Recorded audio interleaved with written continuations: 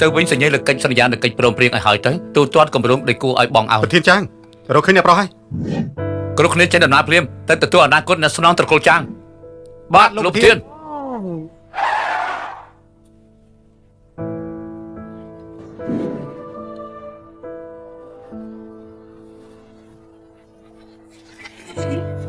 តាមសម្រួលអ្នកមីង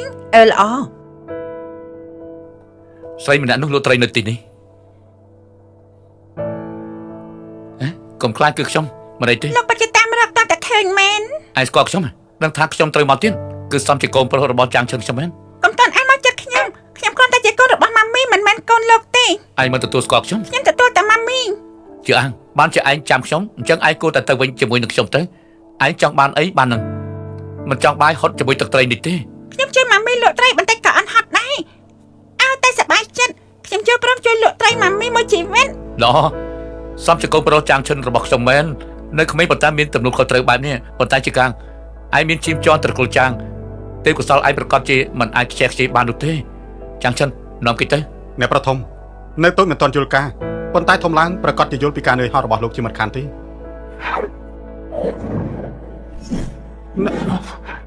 ប្រធានធំចាងគុំសម័យថាបានប្រើភាពផ្ដាច់ការនៃចរិតប្រធានធំរបស់លោកម្លេះខ្ញុំបានខ្ញុំមិនចាញ់ល្បិចលោកទេបានលោកហ៊ានបង្ខំខ្លួនខ្ញុំនិងចរិតខ្ញុំមួយណាក៏លោកគុំសម័យយកបានឯងមិនចង់ទៅវិញជាមួយនឹងខ្ញុំដល់ថ្នាក់នេះកន្លែងដែលមានម៉ាមីទៅជាផ្ទះខ្ញុំពួកយកទៅខ្ញុំនិយាយមួយម៉ាត់ចុងក្រោយកុំរំខានខ្ញុំនិងម៉ាមីមិនចង់លទ្ធផលមិនអាចទទួលបានឯងគឺកំពុងតែប្រមានខ្ញុំមិនគម្រាមលោកទេចាងជើងខ្ញុំធំឡើងមកទីនេះលើកទី1គឺត្រូវមនុស្សគម្រាមម្យ៉ាងវិញទៀតគឺកូនប្រុសបកកើតខ្លួនឯង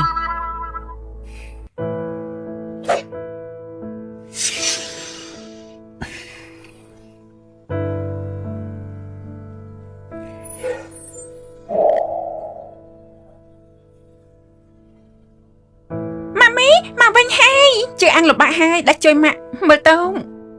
ឯងដឹងទេថាឡានទំនើបនៅខាងក្រៅនោះជារឿងអីវិញ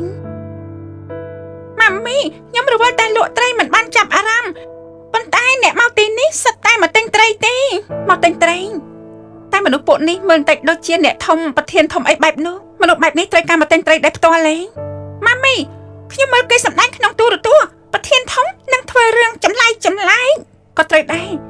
ការគិតរបស់ប្រធានធំគឺមិនដូចជាមនុស្សធម្មតាពួកយើងទេណោះប្រធានចាងមិនងាយទេតម្រាំរកឃើញអ្នកប្រុសសម្រាប់បែបហ្នឹងពិតមែនយ៉ាងម៉េចចង់ឲ្យខ្ញុំទទួលគេត្រឡប់ទៅវិញឲ្យគេស្អប់ខ្ញុំវិញជីវិតប្រកាសជាមិនមែនទេប៉ុន្តែមើលទៅអ្នកប្រុសនឹងថឹងណាចង់កែប្រែគាត់ក៏មិនមែនងាយស្រួលដែរស្រីម្នាក់នោះពិតជាគ្មានបានការមែនបើរៀនកូនប្រុសបកកើតខ្ញុំមិនឲ្យទទួលស្គាល់ឪពុកខ្ញុំនេះបានជាបែបនេះទៅហើយគឺខ្ញុំនឹងរកនាងខ្លួនឯងមិនថាយ៉ាងណាមិនអនុញ្ញាតឲ្យជាអាចធ្លាក់ខ្លួននៅខាងក្រៅព្រោះគេជាឈាមជ័ររបស់ខ្ញុំណាម៉ាមីបងប្រចាអាងមកវិញហើយថ្ងៃនេះនៅផ្ទះតែស្ដាប់បង្គាប់ទេស្ដាប់បង្គាប់ណាម៉ាមីមិនចេះសុំបងប្រចាឆាំងនឹងបងប្រចាអាងទេម៉ាមីទុកចិត្តចុះឈិញស្ដាប់បង្គាប់រាល់ថ្ងៃពួកម៉ាក់ឆាប់លាងដៃហើយនឹងអាញ៉ាំបាយមហូបចង់ផៃការចិត្តរួចហើយម៉ាមីមហូបនេះគឺខ្ញុំជាអ្នកធ្វើមានសារធាតុចិញ្ចឹមម៉ាក់ញ៉ាំបន្តិចទេម៉ាមីមហូបនេះខ្ញុំបង្កើតថ្មីមានប្រសិទ្ធភាពរក្សាសម្រស់ឆាប់ភ្លក់មិនទេម៉ាក់ញ៉ាំខ្លួនឯងបានហើយពួកឯងជាពេលលូតលាស់គួរតែញ៉ាំឲ្យច្រើនឈិញមហូបបងប្រុសធ្វើឆ្ងាញ់ទេឆ្ងាញ់ណាស់បងអូនស្រីមហូបបងធ្វើឆ្ងាញ់ទេចាក៏ឆ្ងាញ់ដែរអញ្ចឹងមហូបអ្នកណាធ្វើឆ្ងាញ់ជាងមិនឲ្យនិយាយថាឆ្ងាញ់ទាំងអស់ទេបងប្រុសឆាមហូបដែលជឿយាយធ្វើក៏ឆ្ងាញ់បន្តិចដែរយេខ្ញុំឆ្នះហើយអាក្រក់នេះហេតុអីកើតដឹងសិតតែខ្វះបន្តិចអញ្ចឹងគ្មានមធ្យោបាយទេអ្នកណាឲ្យខ្ញុំកាត់មុនឯងបន្តិចនោះដូច្នេះហើយក៏ខ្លាំងជាងឯងបន្តិចដែរបងកាត់មុនខ្ញុំតែ1នាទីសោះហ្នឹងនេះសោះហ្នឹងអីគេនោះគឺ60វិនាទីណាបានហើយជាយ៉ាងកុំយករឿងនេះទៅថាឲ្យជាឆឹងពេកអីឆាប់ញ៉ាំបាយទេពួកអញប៉ណ្ណឹងសិនចុះខ្ញុំនាំជឿយាយទៅងូតទឹកសិនល្អណាស់ម៉ាមីថ្ងៃនេះគេរកឃើញពួកយើងហើយអញនេះជាបេដេឌីមែនទេ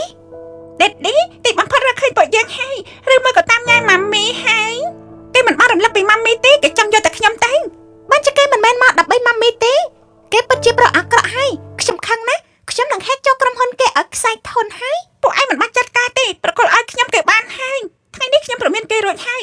បើគេនៅតែមិនកែខ្ញុំនឹងចេញមុខដៃផ្ទាល់អញ្ចឹងខ្ញុំនឹងលើកលែងឪពុកអាក្រក់នឹងចុះចង់ខំថាពួកអាក្រក់កែប្រែធ្វើជាមនុស្សថ្មីរឿងនេះកុំឲ្យម៉ាមីនឹងឲ្យឆេងដឹងមិនចឹងពួកនាងនឹងមិនសប្បាយចិត្តទេយល់ហើយតាមសម្រួលបើយល់ថាឆ្ងាញ់មកទិញទៀតណែល្អទៅហើយ មិនចម្លែកទេដែលអ្នកខ្លះលក់ដាច់យ៉ាងនេះពួកយើងស្រែកកន្លះថ្ងៃហើយមិនទាន់បានលក់អីមួយផងមនុស្សខ្លះបើកតូបភ្លាមក៏មានមនុស្សប្រុសមកដល់កន្លែងភ្លាមថែមទាំងទិញត្រីទាំងអស់ទៀតផងគួរឲ្យចំណែនស្លាប់ហើយ អ្នកមីងយកច្រឡំទេដឹង ខ្ញុំយល់ច្រឡំស្អីហេតុអីមនុស្សច្រើនយ៉ាងនេះមកទិញត្រីឯងក្នុងចិត្តឯងមិនដឹងទេពួកឯងពូកែតាក់ប្រុសយ៉ាងនេះទៅលក់ត្រីធ្វើស្អីឯងមិនទៅលក់ខ្លួនវិញទៅធ្វើឲ្យខ្ញុំលក់អីលែងដាច់ឯងដឹងទេ ខ្លួនឯងមិនចេះលក់កុំបន្ទោសថាគេទៅដើមគ្រប់គ្នាគេអាចដឹងថាត្រីរបស់មីងមិនឆ្ងាញ់ឬមួយស៊ីភ្នែកជីង ខ្ញុំនឹងឯស៊ីភ្នែកចិញ្ចិញនិយាយប្រដេះផ្ដាស់ស្អី អ្នកមីងភ័យអញ្ចឹងធ្វើអីខ្ញុំគ្រាន់តែបាញ់ចែកមូលហេតុដែលលក់ខុសគ្នា ខ្ញុំប្រាប់ឯងខ្ញុំលក់អន់ជាងឯងដោយសារតែឯងពូកែតាក់ប្រុសទិញត្រីទៅទាំងអស់យ៉ាគ្រប់គ្នាឆាប់មើលស្រីម្នាក់នេះទៅនាងនេះមិនចេះខ្មាស់គេនោះទេ ណ៎ណាហ៊ានមកករឿងនៅកន្លែងកៅជីឆាងយើង កោជូឆងអុយមើលទៅមានមនុស្សត្រូវសយហើយ ហើយយ៉ាលបងឆាងមកដល់ហើយខ្ញុំកំពុងរលបងកាត់ក្តីល្មមស្រីម្នាក់នេះខ្ញុំប្រាប់បងគ្មានគេខ្មាស់ទេលួចយកភ្ញៀវខ្ញុំទៅទាំងអស់ហើយលោកត្រូវជួយបោះស្រាយឲ្យខ្ញុំផង មើលទៅពិតជាត្រូវការបកស្រាយបែបហើយកុំតិចតូបរបស់គេឲ្យខ្ញុំភ្លាម បាទ ហេលបងឆាងនោះគឺជាតូបរបស់ខ្ញុំទេ កុំតិចឲ្យអស់ថែមទៀតទៅ បាទ លបងហេតុអីក៏មកកំទេចតូបខ្ញុំទៅវិញប្រាក់ជួលខ្ញុំមិនដែលឲ្យខ្វះលបងទេចាប់តាំងពីលោកមកក៏មិនដែលប៉ះពាល់ដល់លបងម្ដងណាដែរ មិនមែនប៉ះពាល់ខ្ញុំហ៎ហើយជនេះជាស្អីហ៊ានស៊ីភ្នែកចិញ្ចិញនៅកន្លែងខ្ញុំហើយនៅថាមិនប៉ះពាល់ដល់ខ្ញុំទៀតតើមែនទេហ៎ ពិតជាស៊ីភ្នែកជីងមែន ស៊ីភ្នែកចិញ្ចិញអ្នកដទៃហើយនៅរករឿងអ្នកនៅក្បែរតូបនេះទៀតគេឈ្មោះរបស់ខ្ញុំនៅកន្លែងនាងបំផ្លាញអស់ទៅហើយអូរៀងចេញ លបងចាងខ្ញុំខុសហើយសូមបោះតោឱកាសឲ្យខ្ញុំម្ដងទៅ ជីវិតមានតែមួយទេសម្អាងអីឲ្យឱកាសមានពីរដងនោះអូនាងចេញទៅកុំឲ្យខ្ញុំឃើញមុខនាងទៀត មក អាចារ្យលបងឆាងលបងឆាង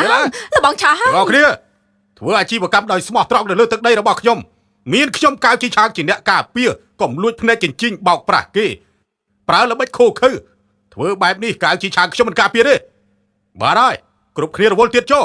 អរគុណលោកបងឆាយជួយសម្រេចឲ្យខ្ញុំ អូណែកុំអីអ្នកនាងអ៊ីមានបញ្ហានៅកន្លែងខ្ញុំត្រូវតែសុំទោសអ្នកនាងអ៊ីទៅបានសុំទោសដែលឲ្យមនុស្សខ្វាក់ភ្នែកដូចជាគេមកលក់នៅក្បែរអ្នកនាង មនុស្សបែបណាក៏មានលោកកុំខ្វល់ពេកអីលោកបងឆាងត្រីនេះខ្ញុំឲ្យលោក អេកុំអីដាខ្ញុំមិនមែនជាមនុស្សដែលធ្វើល្អចង់បានគុណគេទេ ប្រកាសជាមិនមែនខ្ញុំចាត់ទុកលោកជាបងជាមិត្តភក្តិត្រីនេះគ្រាន់តែជាការអរគុណដែលមើលថែ អូយបានទេ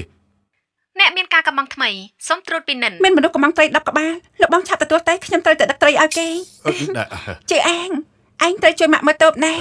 ឡាម៉ាមីប្រយ័ត្នតាមផ្លូវ លបងធម្មត្រីនេះគឺខ្ញុំមិនចង់យកទេណាគឺអ្នកមីងបង្ខំទេ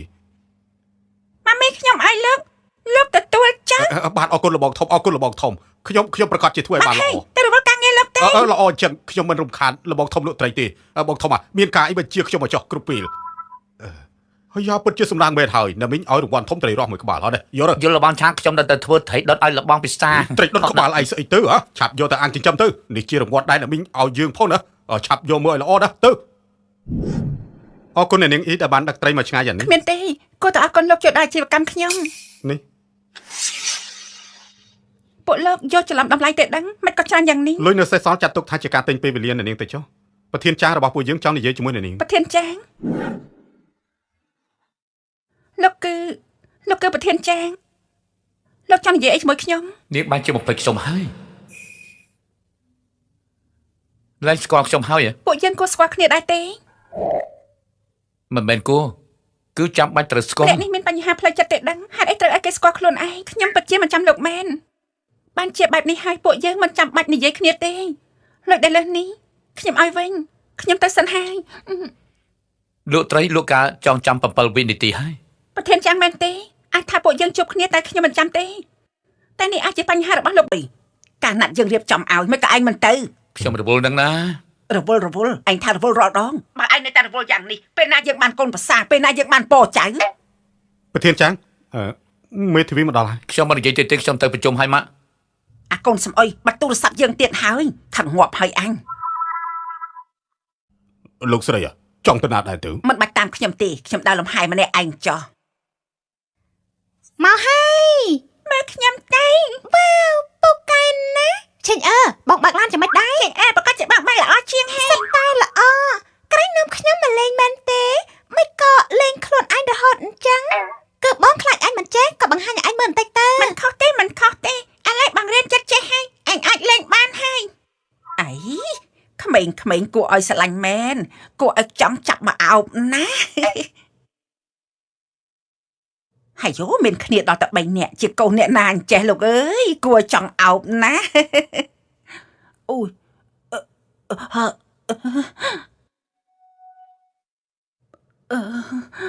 លោកយាយចាំមិនហើយមិនស្រួលខ្លួនមែនទេលោកយាយសំណប់ហើយឆាប់តែទៅ120ទៅខ្ញុំទេទៅម៉ាមីអើយល្អខ្លាំងណាស់ម៉ាមីឯងជាម្ដាយរបស់ក្មេងទាំង3នាក់នេះហីស្រស់ស្អាតដូចពួកគេអញ្ចឹងអ្នកមីងយ៉ាងម៉េចហើយនេះជាជំងឺរបស់មនុស្សចាស់នឹងណាជាហើយឥឡូវជាអស់ហើយសំណាងខ្ញុំដែលបានកូនឯង3នាក់នេះជួយខ្ញុំ លោកយាយមិនបាច់អរគុណទេម៉ាមីបង្រៀនខ្ញុំឲ្យចេះជួយមនុស្សរហូត លោកយាយនេះជាអ្វីដែលពួកយើងគួរធ្វើឯងពិតជាសំណាងណាស់មានកូន3នាក់ស្អាតគួរឲ្យស្រឡាញ់ហើយឆ្លាតទៀត លោកយាយម៉ាមីមិនមែនមានពួកយើង3នាក់ទេម៉ាមីមាន4នាក់ឯងមានកូន4នាក់ចាអីចុះម្នាក់ទៀតនោះគេមិនបានមកទេគេជួយខ្ញុំមើលតោជួយឯងមើលតោហើយចុះប៉ាគេនោះឪពុករបស់កូនស្លាប់ហើយ ខ្ញុំមានសំណាងតែមួយគត់មិនថាចំណាយលុយច្រើនប៉ុណ្ណានោះទេគឺត្រូវឈ្នះបានសិទ្ធិចិញ្ចឹមជឿអាងមកវិញយល់ទេ ប្រធានចាងសំណើរបស់លោកពួកយើងយល់ក៏ប៉ុន្តែគ្រាន់តែធ្វើបែបនេះដូចជាមិនស្មើភាពជាមួយនឹងនាងអឺននាងទេនាងម្នាក់ឯងចិញ្ចឹមកូនលក់ត្រីក៏មិនស្រួលដែរ លោកគឺជាមេធាវីម្នាក់ខ្វល់ខ្វាយបែបនេះក៏មិនស្រួលដែរ មិនមែនទេលោកប្រធានគឺមិនមែនបានតែអញ្ចឹងទេហេលេខខ្ញុំទៅប្រធានចាង ពួកលោកនៅមានសំណួរស្អីទៀតទេ គ្មានទេ ខ្ញុំគ្រាន់តែចង់ឲ្យពួកលោកនឹងចងចាំទុកជឿអាងគឺដំណក់ឈាមតែមួយគត់របស់ខ្ញុំមិនថាយ៉ាងណាទៅនាំគេមកក្បែរខ្ញុំអាឡូហ៎ម៉ាក់ខ្ញុំនៅមន្ទីរពេទ្យ ស្មានមិនដល់ក្មេងទាំងនេះនៅតូចប៉ុណ្ណឹងសោះក៏គ្មានប៉ាទៅ